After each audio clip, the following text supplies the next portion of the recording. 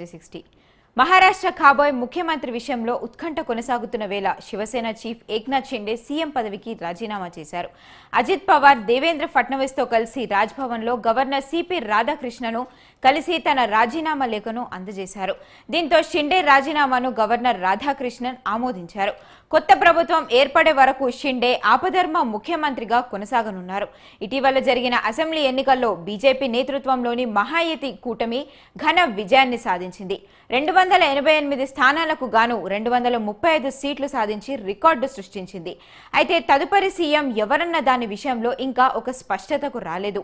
శివసేన మాత్రం షిండేనే ప్రభుత్వాన్ని నడిపిస్తారని చెబుతుండగా దేవేంద్ర ఫడ్నవీస్ కే ఆ ఛాన్స్ దక్కుతుందని బీజేపీ వర్గాలు వెల్లడిస్తున్నాయి. ఈ ఎన్నికల్లో బీజేపీ 132 స్థానాలు గెలుచుకోగా శివసేన, ఎన్సీపీ వరుసగా 57, 41 స్థానాలను విజయం సాధించాయి.